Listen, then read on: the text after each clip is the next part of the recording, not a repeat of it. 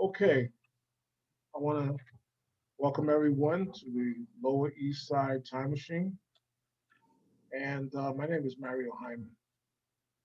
And we want to welcome Richard Ostrowski. Robert, Rob, you know what? I just interviewed Richard, so you got to I forgive know, me. I know. I got Robert a Ostr- brother named Richard. Okay. Robert Ostrowski. We want to invite him to the Lower East Side Time Machine. And welcome, Robert. Thank you for having me on the show. Yeah, brother. Okay, so we're gonna do the usual. I used to ask people how they landed on the Lower East Side, how you got here, and tell us something about your family and where you grew up at. What part of the Well, I was born and raised on East 6th Street between Avenue C and Avenue B. Uh, my parents were also from this neighborhood, living on 8th Street and on 2nd Street. My grandparents are all from what they call the old country, from Poland and from Hungary. But I was born and raised and lived on the Lower East Side until I got married. And I can tell you stories, good and bad, about the neighborhood. Um, I had good parents. I have a twin brother, uh, although we don't look much the same anymore. But I got a twin brother named Richard out in Chicago now. And I had lots of good times on 6th Street. Uh, we played games in the street. And if we weren't in the street, we were at the Children's Aid Society, which had a great settlement house for the kids in the neighborhood. It was better than the boys' club because it was co-ed, it was boys and girls. We had a playground. We had a building that had an auditorium. We had arts and crafts. There was cooking classes, arts classes, you name it, they had it. During the summer, they gave away free watermelon almost every Saturday in the playground. And then certain nights, they'd have free movie nights.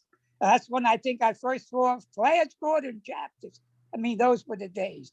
I even remember in around 1947, they actually set up a boxing ring in the backyard of the Sloan Center. And Rocky Graziano, the prize fighter, was there.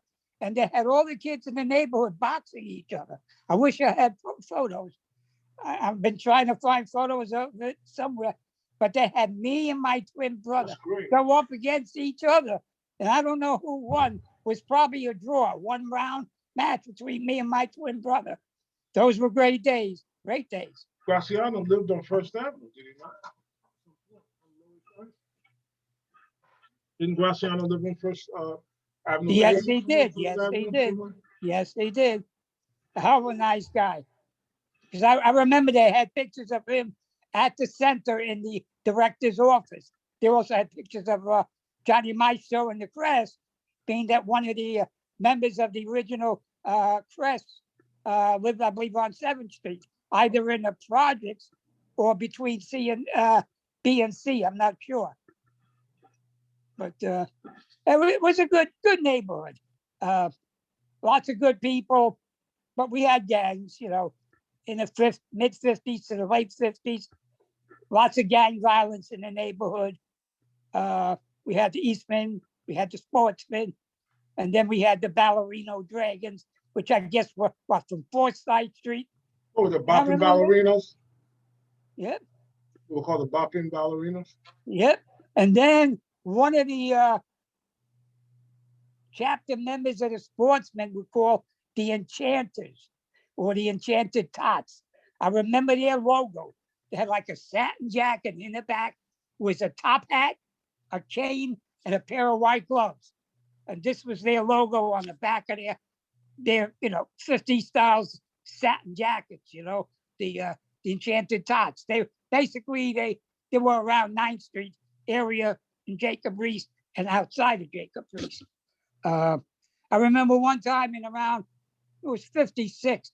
It was a Bronx gang called the Fordham Baldies. Now, these guys had a skirmish with somebody on the Lower East Side, and they said they're coming down to our school, Junior High School 71, there on Avenue B and 6th, and do some damage.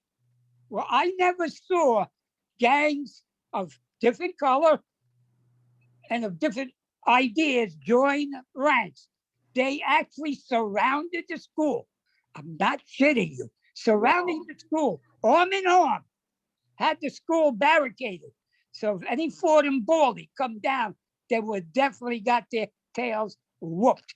They never did. I don't know if they showed up, but if they showed up, they never got past the Eastman, the Dragons, and the Sportsmen. I mean, I couldn't believe it. I mean, you got to picture this. I look out I think it was my French class window, looking down towards the Loews Avenue B, and there they were across the street by the theater, all lined up, all the way to 6th Street and around the corner down 6th Street. Just, I mean, barricaded. I mean, it was better than watching the Warriors. Right. Wow. Yeah. I saw a movie once that they were, they had the Ford and Baldies in it, and they had all of the. Yeah, they used to have. Oh, the movie, they had The their Wanderers. mohawks and crap. It was the movie The Wanderers. Remember The Wanderers? Yeah, that's another one. Right. And they had the Ford and Baldies, and everyone said the Ford and Baldies were really a tough bunch. So yeah, and they were into stomping ass. That's what their motto was. So yeah. Well, they didn't stop nobody's ass at junior high school 71, because every gang in the neighborhood united for one day. I wish that would have stayed like that, but I think it was the following year that a lot of gun violence was happening on Avenue D, when I think it was a couple of Dragons shot some girl right there in. Her name is Teresa. 20 okay, so you know of the incident. Yes, yeah. I do. It was the first murder on the Lower East Side. It was the first murder in walled houses, really walled houses. Yeah, I saw the article not too long ago. Yeah. Yeah, she wasn't the intended target.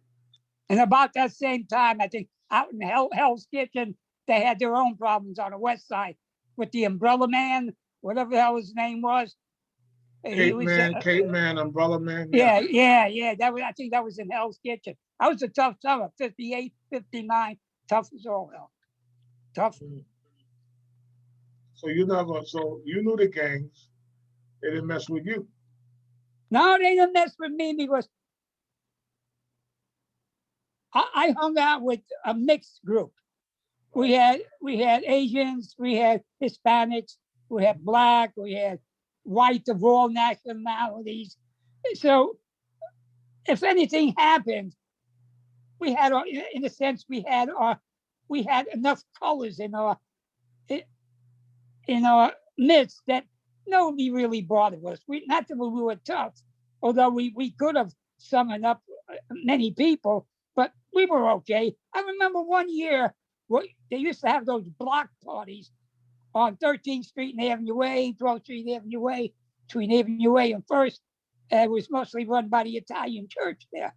One year, some of the young Italian boys kicked out some of the Puerto Rican boys at the feast. It's just get out of the feast. So some of the Puerto Rican gangs in the neighborhood didn't like that. So a lot of them gathered in Thompson Square Park along the 9th Street walk, from the walk that goes from A to B. And I'm coming back from the feast, and I'm walking with one Asian fella, 2 Latins, and this Ukrainian kid. Okay, we're going through the park, and all of a sudden we get surrounded by 40 Puerto Rican kids. I kid you not. Luckily, I recognize one of the fellas. He's from my block, Louis the Pigeon. He used to have a pigeon coop.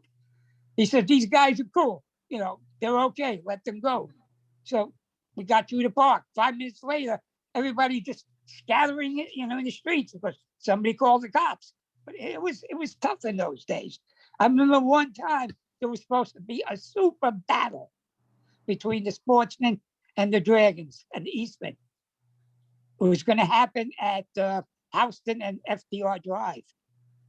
I'm standing on a stoop on 6th Street, right off the corner of Avenue C, and I see about 20 Latin kids running down the middle of Avenue C from like 7th towards 5th. So I said to my friend Pete, hey, let's see what's going on. We go over the Avenue C and we look down towards Houston. And as the group is going down the Avenue C in the middle of the street, carrying sticks and broken aerials from cars.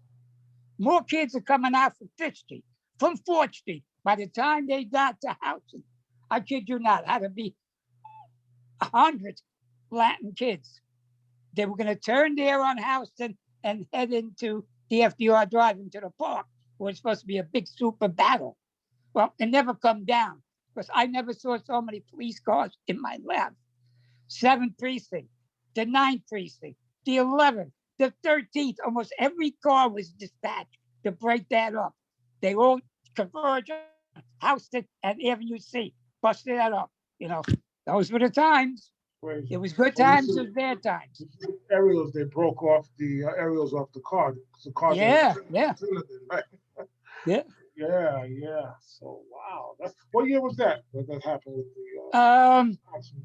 Again, had to be late 50s, Mhm. 57, 58, 59, somewhere in there. Right. Wow. Yeah. Amazing. Yeah, I'm hearing. It could have been about the same time that they did right after the killing in the projects then, about that time, and during that era in the late 50s, from 57 on up to around 61 was terrible, terrible. But my part of 60, where I grew up, at State, most of the time, if I didn't go down to the projects, we'd have no problems. Although one time a bunch came down our block looking for trouble, and I made sure I wasn't going to be around. Yeah, what we and I used to play basketball over by Knickerbocker, you know, Mhm. over there on the hill, Knickerbocker there more than the time. And we lost a game one time, and the gang over there Uh-huh. just through all the way to the Lancey Street, but they stopped in the Lancey Street. Italian boys chased us after the game, but they stopped right on the Lancey, I guess on Avenue B on the other side. You know what I'm saying?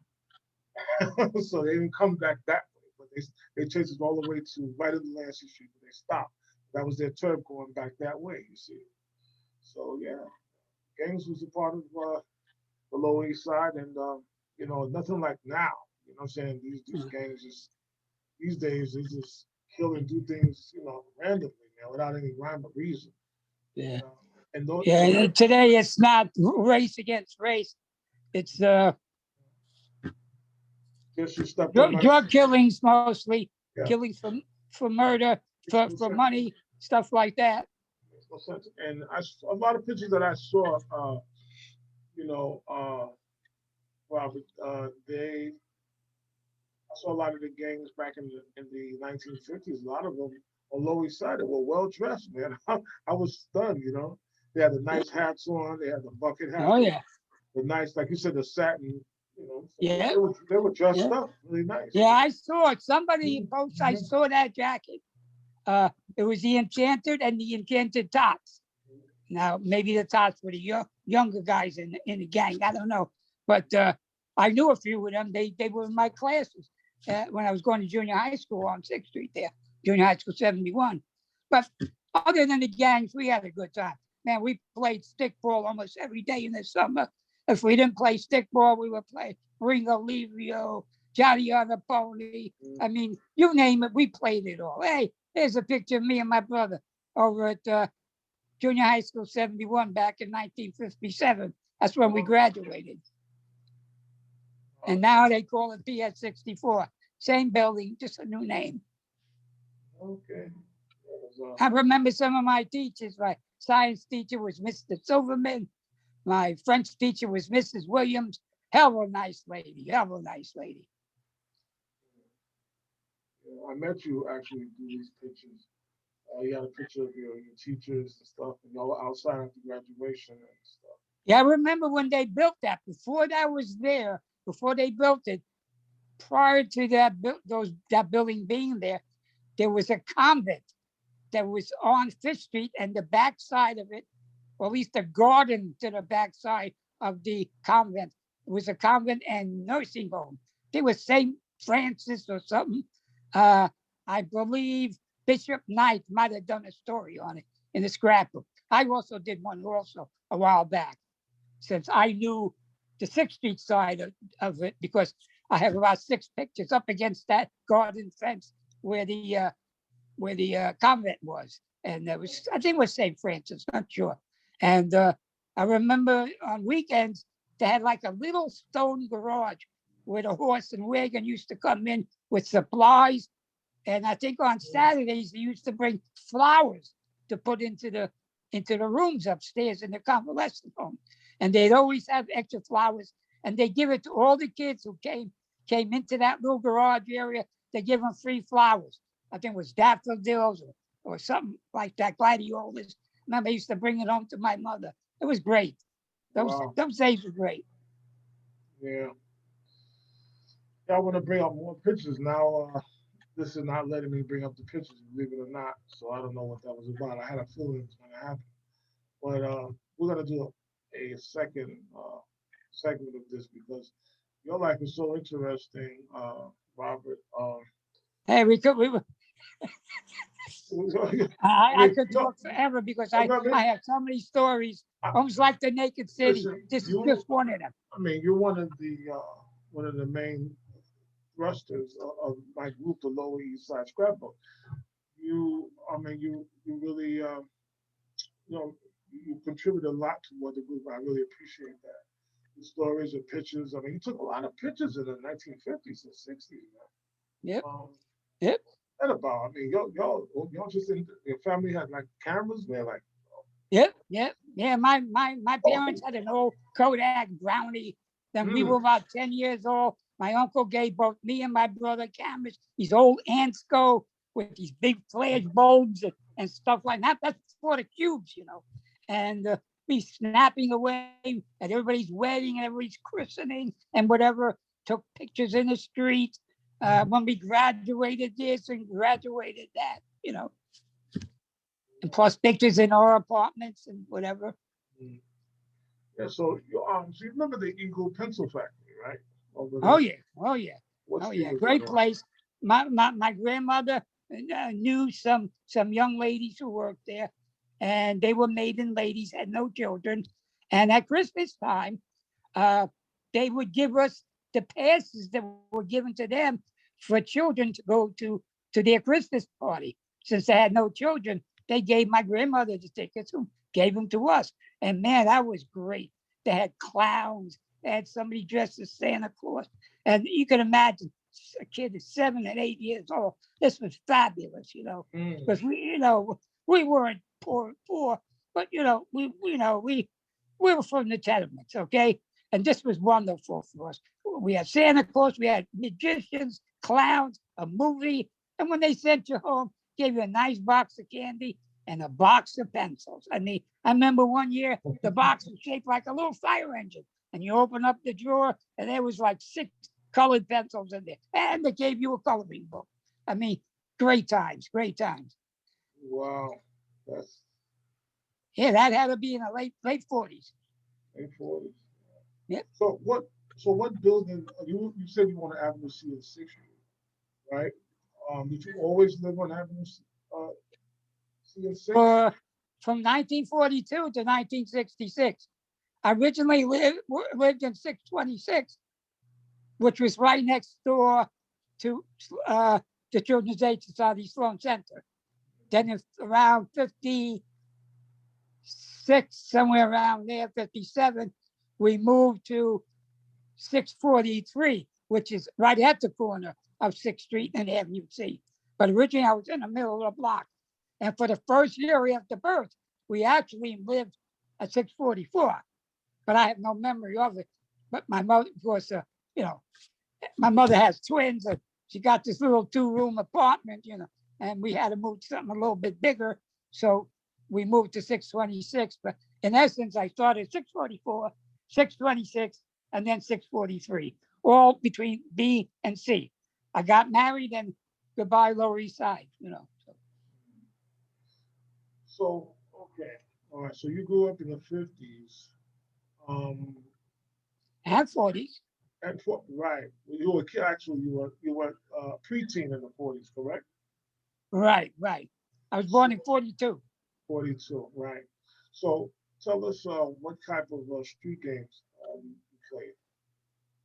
just about everything. Ringolevio, What was that? Ringolevio, Okay, you Ringolevio, got me on one, that two, one. three. Okay, we play stickball, kick the can, Rover, Red Rover, something like that.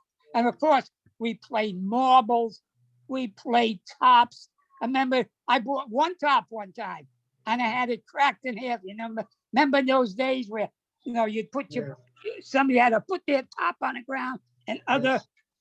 guys would throw their top down and try to crack it. Mine was cracked like that, real fast. Hmm. So after that, no more tops for me. These kids are too dangerous around here. So one top I had in my life. Yo-yos, we had yo-yos. Then later on in the 60s, of course, we had the hula hoop. But in the 50s, it was all the simple stuff. And the main thing was stickball and opening up the pump, you know, you know, every day during the summer. And even in the 40s, in the 40s, the older people used to open up the pump. Police never bothered you. It was a hot summer night, steamy summer night in the city. Even the older people, my father would be out there with his friends from the block. They'd be out there getting wet. They'd open up, somebody'd Yeah, have a wrench and open it up. It yeah, was a different time, different time. yeah. Take the garbage can and put it there and make it spray. Yeah, Yeah, yeah. yeah. Well, we used to take an empty can of beans, cut off both ends, and hold Mhm. it up against the opening, and there's your fire nozzle. Right. No can opener. You just scrape it on the concrete. Keep scraping. That's what Well, it is. actually, yeah, we did it with mom's can opener, open up the Mhm. other end. So you have an open barrel. I remember one time in the late 50s, I was with a couple of friends and we're walking along the East River Drive. And right after the drive ends on the other side of uh, Williamsburg Bridge, there was a row of warehouses after the fireboat station. And one year, I'm down there, we're clowning around, how teenagers are.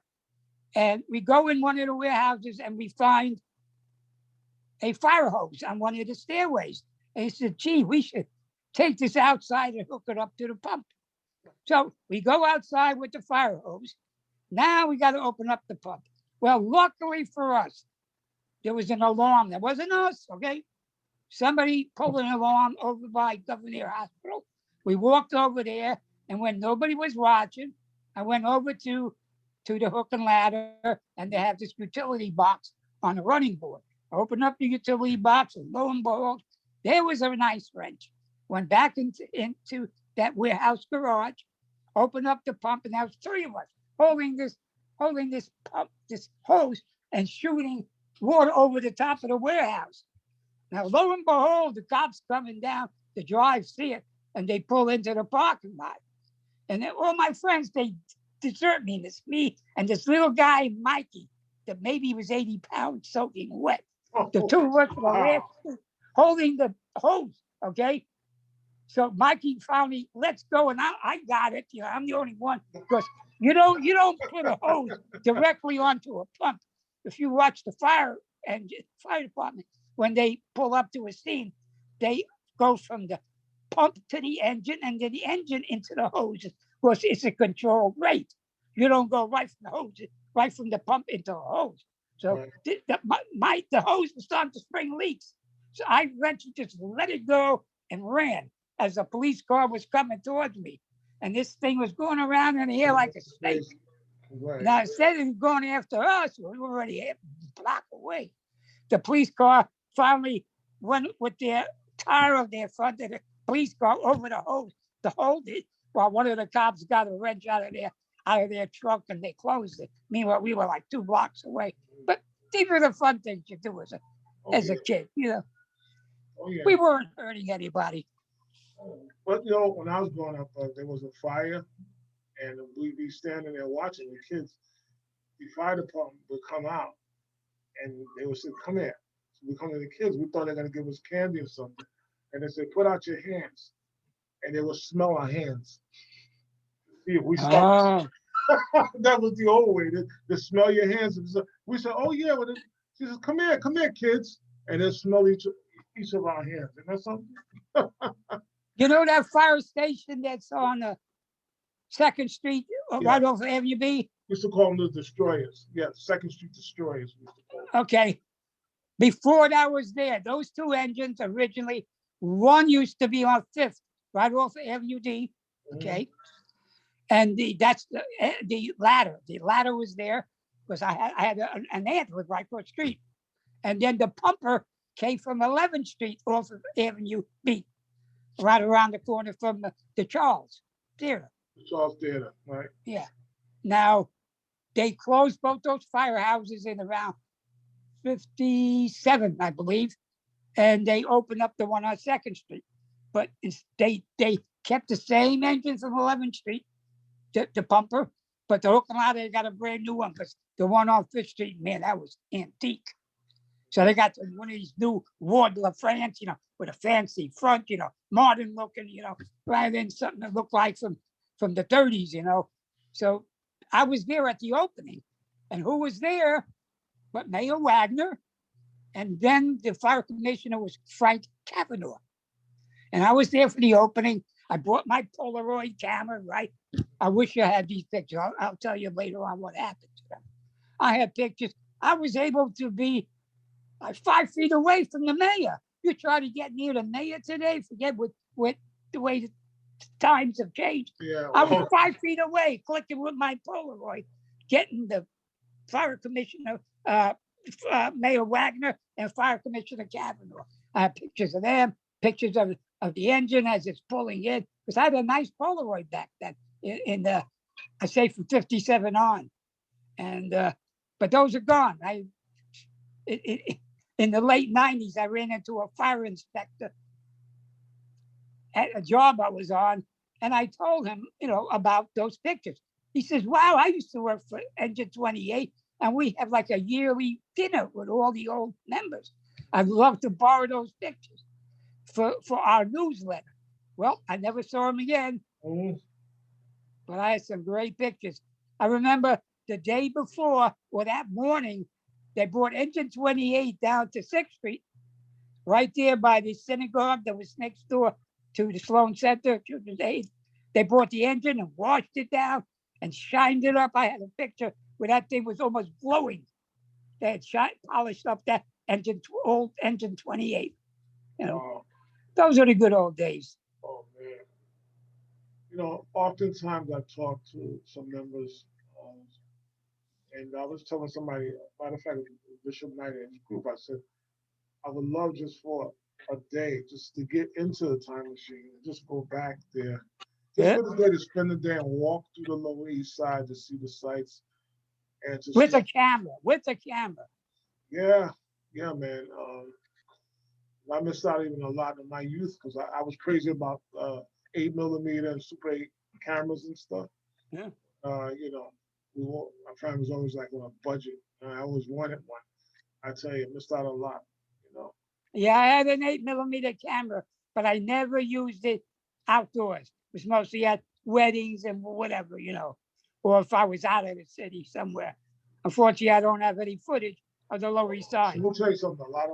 They have a lot of film footage banks that a lot of those, you'd be surprised, 8mm, seconds of worth so many thousands of dollars. People want that film footage and just clip it into movies and just general. I know.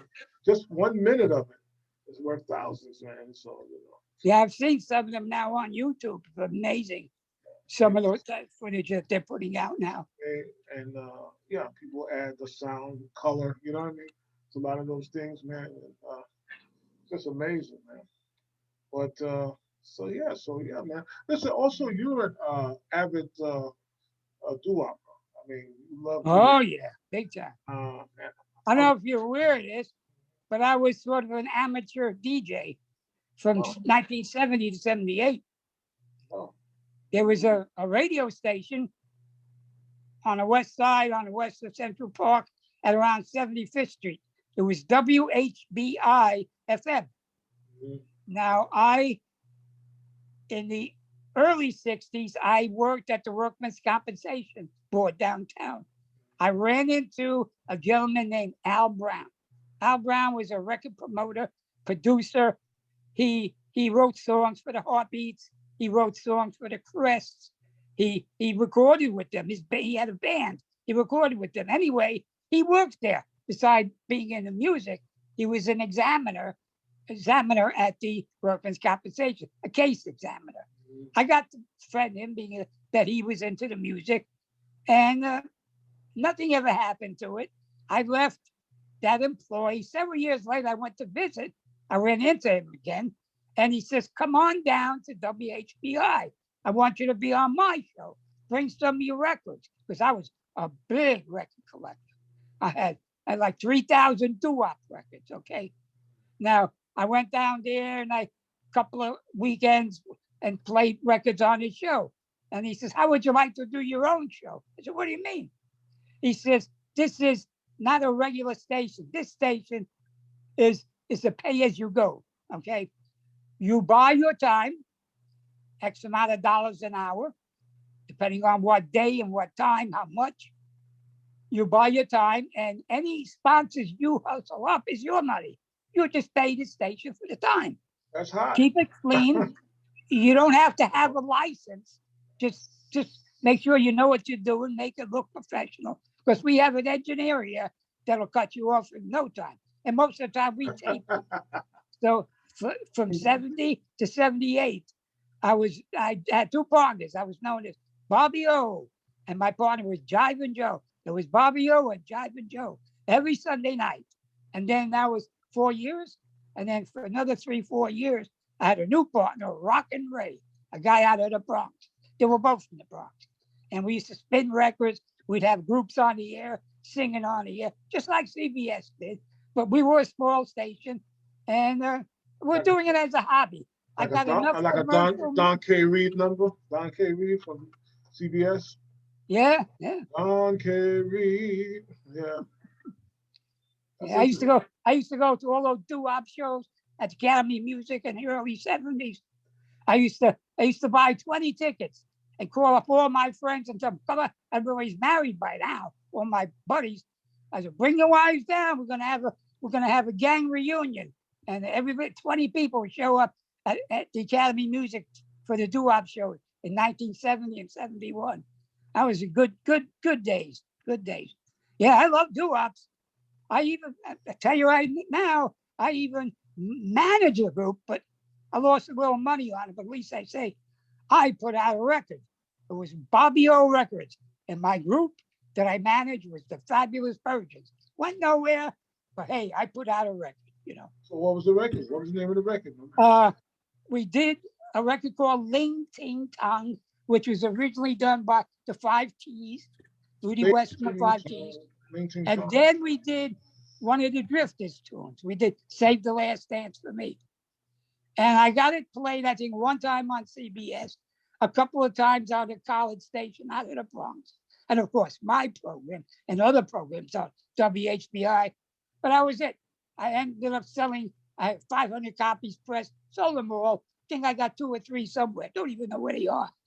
But Bobby O Records, and the group was a Fabulous Virgin. And it was an experience, Took them down to this little hole-in-the-wall studio out near Coney Island. That's where Al Brown used to do all his recordings with various groups in the 50s and 60s.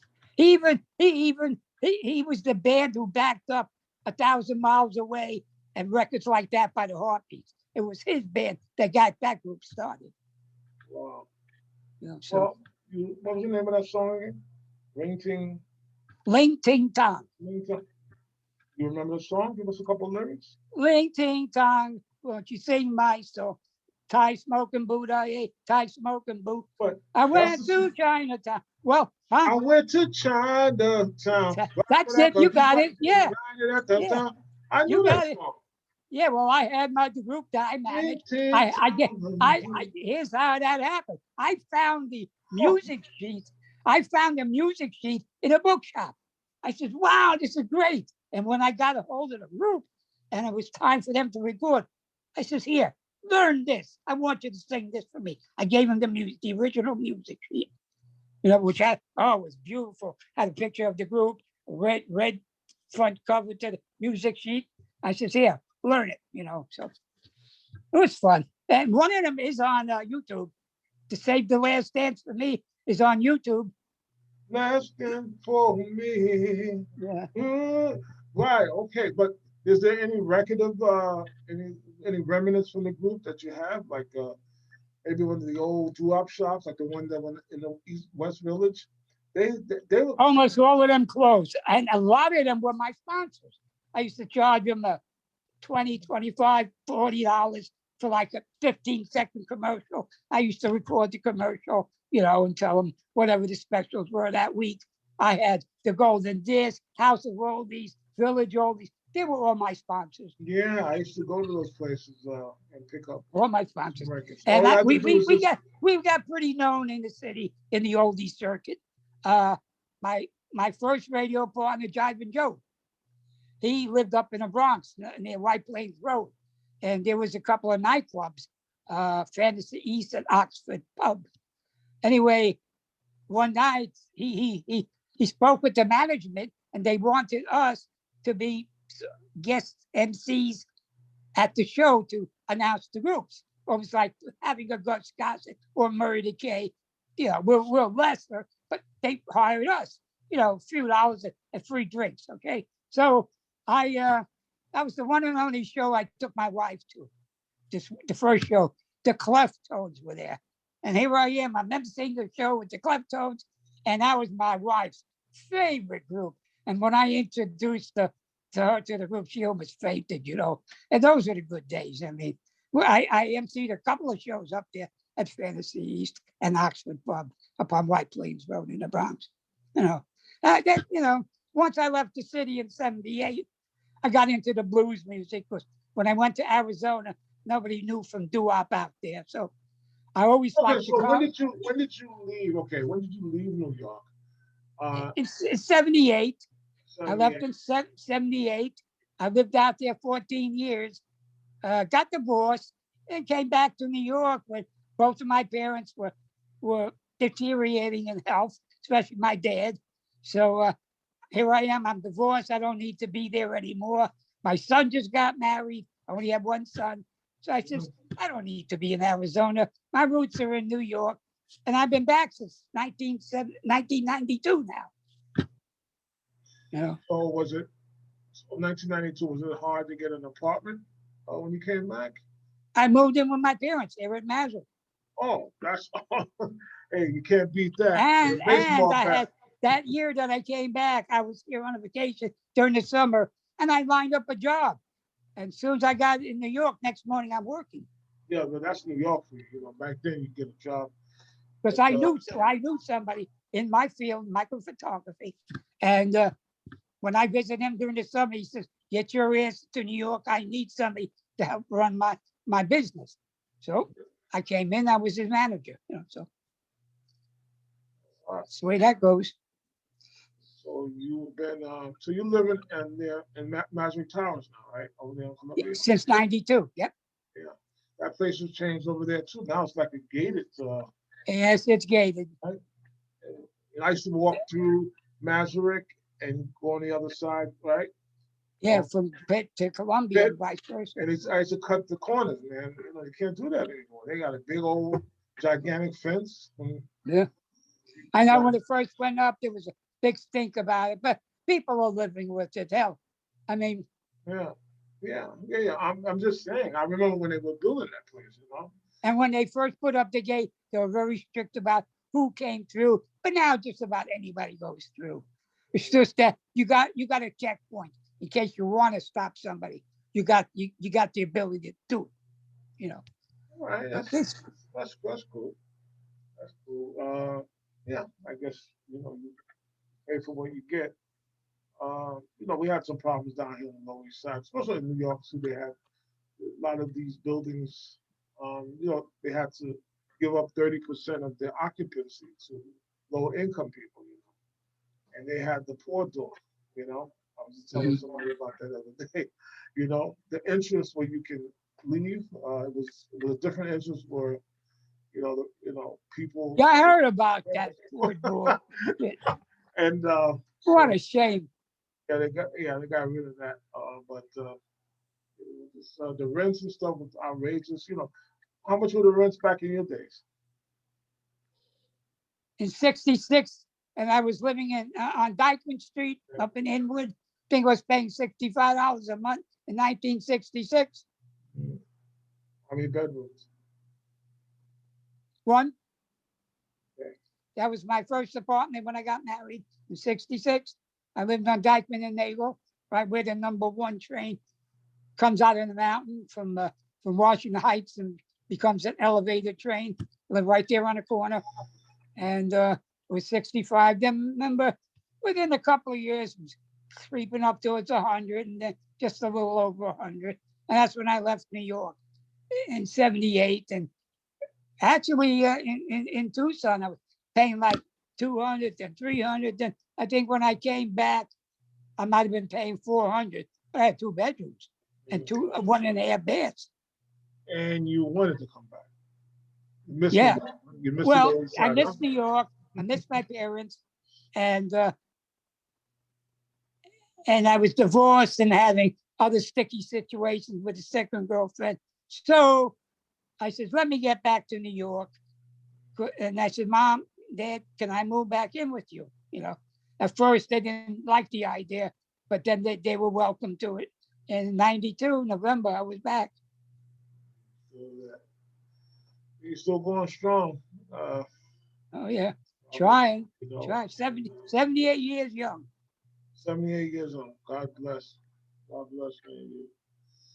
I say, you look, like I said before at the beginning, you're a real like force in my Lower East Side group. I mean, you're always sharing pictures and part of the group. I have 6,000 members, and like I said, it's only a small percentage that really participate. You know what I mean, or share photos and things like that. And they're sitting on like gold mines, like a gold mine of I don't know pictures and information. how many times I've stressed in comments and whatnot Yeah. to everybody, get out those books. And they seem to be doing it now a little bit.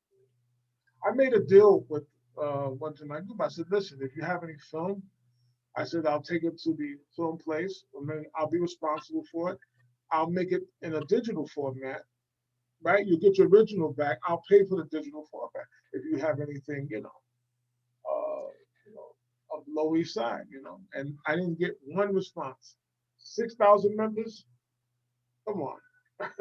Occasionally somebody would do their first post and they would take pictures with their iPhones and whatever, and it come out grainy or would come out tan color and not cropped and whatever. They would post it. I would go in there, do screenshots on them, fix them up and send them back to that person in a comment. I said, this is how it could look if you take a little time in fixing up your photos. It would look more professional. I've done that with a few people. Right, but see, that was your bag anyway. Yeah, I was always into photography, whether it was my home camera or micro photography over the years. Micro photography basically is filming company records and documents and maps and blueprints. I did that for over 30 years. I worked for Kodak. I worked for 3M. I worked for Fuji. And that looks like PS 64 on That's 188. 188. Those schools were built in those era. They all look the same. Carbon copies of each other, all shaped like a big U. Yes. See if I can find something here. Oh yeah, they're coming out now. Okay, I got something. Who's that? That's Mrs. Williams standing next to me. And that's one of my classmates, Marianne Vardian. That's 6th Street, right in front of Junior High School 71 in around 1957 when I graduated. Okay, let's see what else I have here. Yeah. I got Okay, those are some cousins. Those are, I believe, in front of St. Bridget's Rectory on Avenue V between 7th and 8th. That's when my cousin Denise there in the white gown graduated kindergarten. Did you wear a gown when you graduated kindergarten, Mario? I barely remember kindergarten. Graduate, I don't even remember graduating. Yeah, I think we graduate? Well, the religious schools, yes, but not public schools. Forget it. And I probably was, all Your I was first gown interested is when you graduate 6th grade. in, right, but I was interested in finger painting, the etch a sketch. We had to get online for the etch a sketch and play and the clay. That's the only thing I was interested in kindergarten. Okay, what do we got here? That's me and my brother on 6th Street on little tricycles. And I think we're getting ready to enter the anything wheels race that the Children's Aid Society had each and every August, starting in around 1942. Now, this picture, I'm assuming is around, I think I'm around 4 or 5. So that had to be 56 or 46, 47. And that's near the corner of Avenue B on 6th Street, looking towards Avenue B. And that's the north side of the street, facing towards 7th. Oh, Yeah, that's me and my twin brother, Richie. yeah, that's Sloan Center, man. I had My mom worked there for many years. that's what I'm saying. If your mom worked there when I was a kid, because I remember, like going in that place, and so I could stop crying, this woman would come over to me and hand me a lollipop. You know what I'm saying? That's got to be She my said- mom, Mario. She had to give me a lollipop so I would stop crying, and she would talk to me, but I would hear the sound of that drill, and I hear kids screaming. I said no, and it would just. To this day, I still hear that sound, and I go crazy. I go nuts. But they used to hand you candy, or like it was like cement. She said, "You want a cigar or cigarette, man?" I was like, one was long. Which one? No, I want this. I want the cigar. So I would put it in my mouth. It was a mint, just to get my mind off of that drill. Yeah, she was the assistant to the Yes. dentist. Uh-huh. She mixed the cement, prepared the instruments, also developed the X-rays when they took X-rays, and or filled the needle if you're going to get the injection. I remember they used to give you Novocaine. I think it was Novocaine. I remember she brought home the empty boxes from Novocaine. I still have one somewhere in the house where I used to keep things in the Novocaine box. Oops, that is the wrong one. Okay, so we saw this picture. Who is this here? That's your teacher, right? Or Yeah, this- that's Mrs. Williams. Is that your father at the bottom there with the hat on? I can't see it. Can't see it. Let me get out of your way. No, it's off my screen for some Okay, because I reason. can see it. He has a white hat on. That's my dad. If you Yes, notice, it looks like he's got a Band-Aid on his head under the hat. Yeah, it's not so clear, but Yeah. Anyway, he used to work welding boilers, hot water boilers, and somehow he banged his head on on metal, and just before that was our graduation there. Yeah, that was also on 6th Street. so across the street from was Junior High School 71 or 64 back then. Didn't they have a No, lunch? it was 71 back there, 64 71. now. Right, 64, 71. I actually worked at 64, by the way, for many years. Yeah, when it was when they had the Earth School there. They had the Earth School, yeah. Earth School, yeah, I worked in school. You said you worked at 71? I worked at PS 64. Yeah, okay. They had demolished the name. What years? What years? No, I worked there in the 90s. Because I worked almost 30 years in District 1 down on the Lower East Side. I worked at junior high Because school. I forget when one of my Latin friends, Henry Cologne, used to be like one of the custodians there in 64, or when it was an Earth School or somewhere back then. But I don't know what years. I don't remember No. that. But across the street from there used to be a luncheonette. They used to sell egg creams right across the street from PS 64. Junior high school, right directly across the street, there was a luncheonette. By then I had moved. because you got to realize I moved off the Bach in '66. But they were no, but they were there since since the 50s, man. I, I I know there was a lady who ran a little candy shop there, Anna, and her husband Benny, a Jewish couple who eventually moved to Gompers. They had So I don't know if they had a candy shop there. right. Okay, they still at Queensville. Oh, the candy shop you're talking about was diagonally across the street. Right. Oh yeah, that's been there for years. I used to go there and get, you know what a Charlie Roos is? A what? Charlie Roos.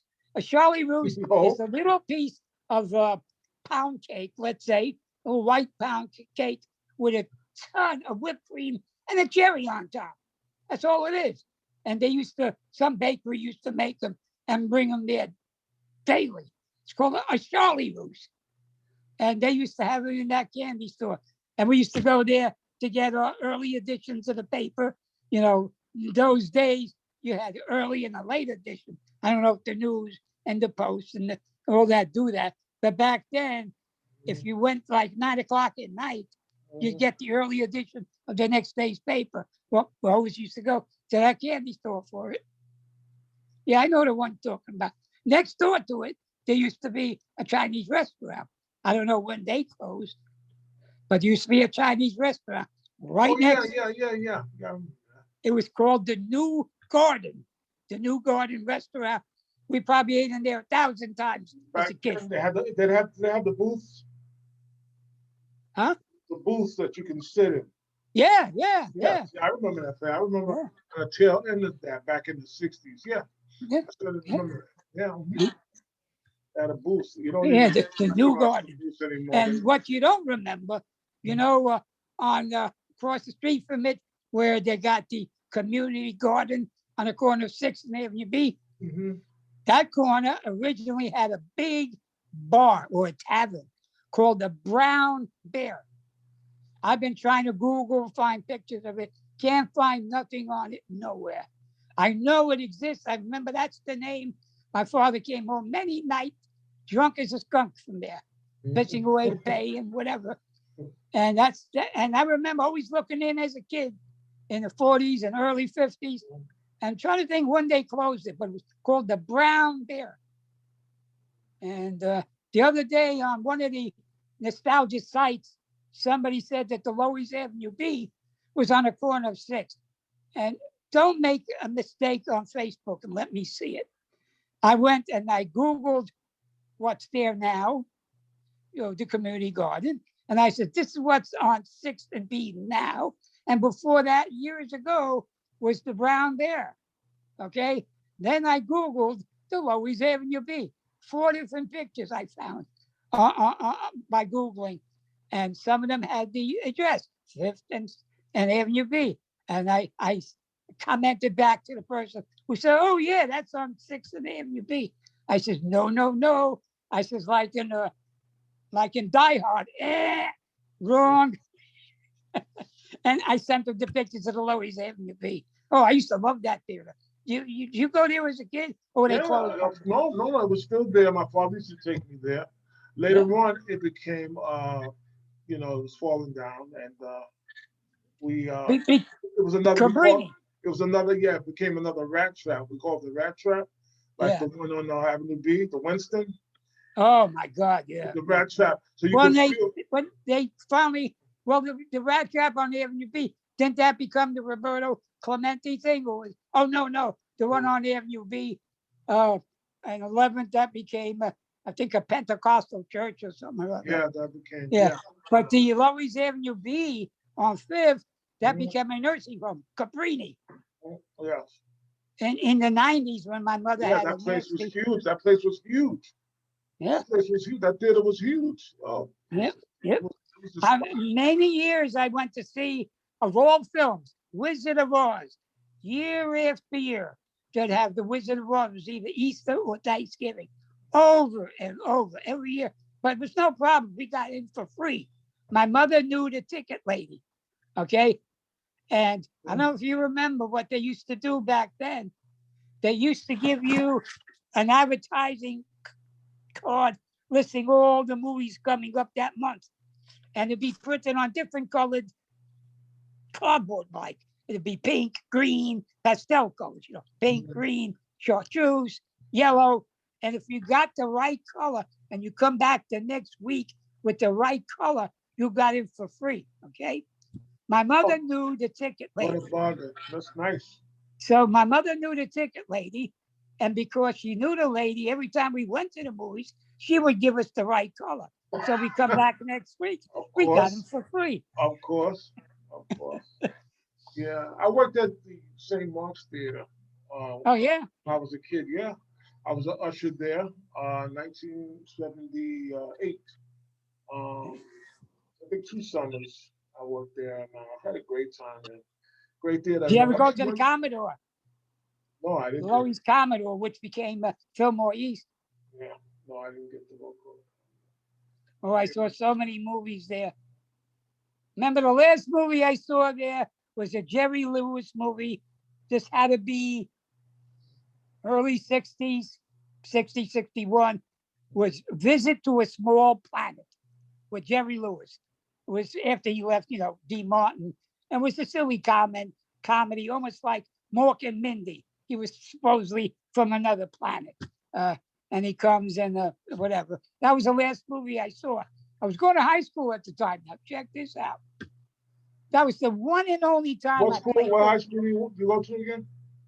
Charles Evans Hughes on West 18th Street. Yeah. I took electricity classes, Mhm. power, AC/DC, motor work and stuff. So that was the one and only time in my life that I ever played hooky.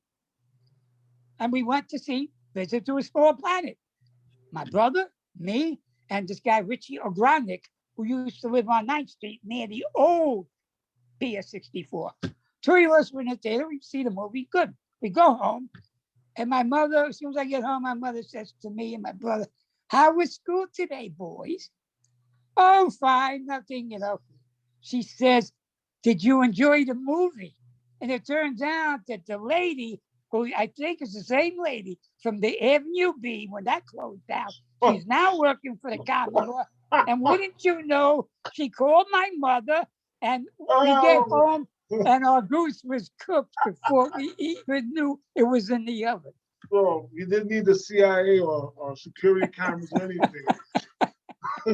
Yeah, boy, I tell you. One time I get playing hooky, my mother finds a thief. And I'm not a kid. What am I, 16 already? I mean, 17, 16 and a half, whatever it is. I don't know. Yeah, I played a lot of games too. I used to have a game I used to play, to get cookies. Remember it was called the Atlantic Biscuit Company. They were located in Williamsburg.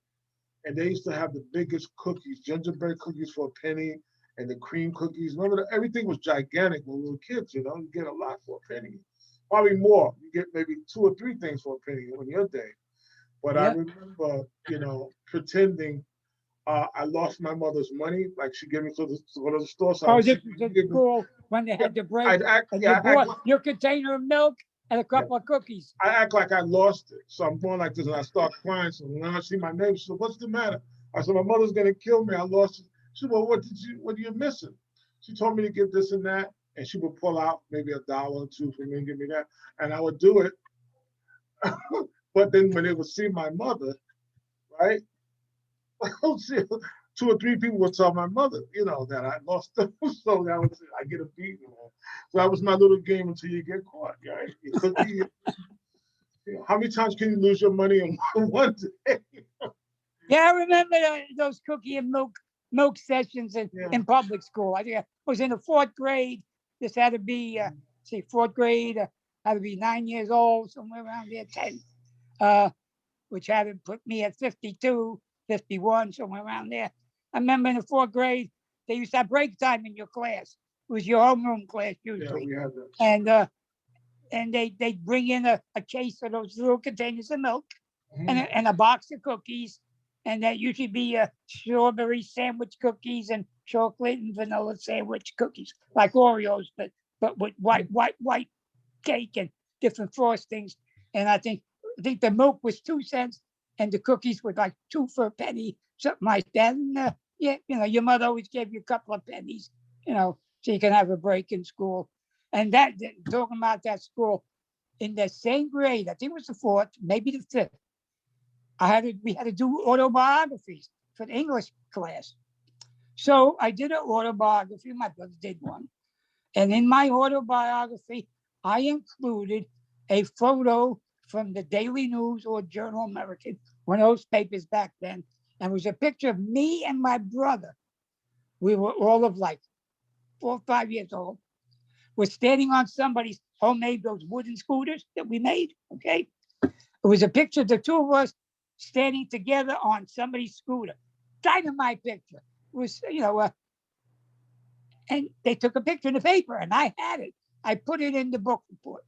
Lo and behold, when I got my book report back, with that B plus, whatever, Of course. that was missing. Other pictures that I had in there, which I still have, and I have posted on the scrapbook, that one was missing. Pissed me off. But I built my own later on. That was 4 or 5. That was somebody else's thing. But I built my own, and we used to race every year in the anything on wheels race at the Sloan Center. That was great. I know kids over the years in the 50s and the 40s who were in those races. I Googled pictures and I see my friends. Oh, there's my friend Richie, and there's Bobby Weisberg in some of these pictures. And this girl that I keep in touch with, she lives upstate, Diane. She won the doll carriage race one time, and if you Google the information, it's there. Their pictures are there.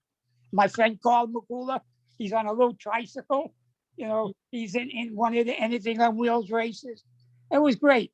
That Eastside, the Children's Aid Society had a lot of pull with the newspaper. Every time there was some kind of event, they would get all the papers to come down to cover the event. Police would close off the block so we could have these events in the street if need be, or if not, the events were, within the confines of the building. I was in Christmas choirs a couple of years, and I got pictures of me and my brother in the Christmas choir at the club and all that. It was good. It was good growing up on that. Did you make your own vehicles over there? You mean Your vehicles, scooter? did you make your own scooters or, I made one, but it was already in my early teens or just preteen. I made one and I painted it blue and I put the Superman logo on the front. Yeah. I remember somebody on 7th Street around the corner between B and C built a scooter, and somehow he built a brake where you step on something on the side of the scooter plank where you stand, you step on this thing and the rubber thing would come down and stop you.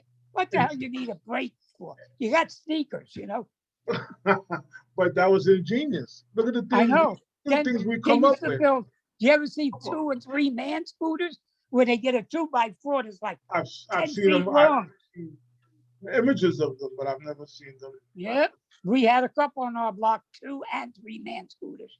Oh, those races were fantastic. Fantastic. One year now, just here I am. I'm already in my teenage years. I was hanging out. I was like 17, hanging out with these 15 or 14-year-olds. We decide we're going to enter a coffin in a race. I found on 7th Street off of Avenue C this big wooden narrow cabinet where you maybe put brooms in, whatever somebody was throwing out. So I hauled it at home. I painted it battleship gray. I put handles along the side. I got an old sheet from my mother. I lined the inside of the cabinet, had a door on it, and it looked like a casket. And we were going to put it on wheels and enter it in the anything on wheels race. But that year, somebody built one like a flying saucer. Somebody had a tub on wheels, and we were going to have this coffin on wheels. So we never got around to putting the wheels on. So we just ran with it down the block. But I remember we used to have fun with it.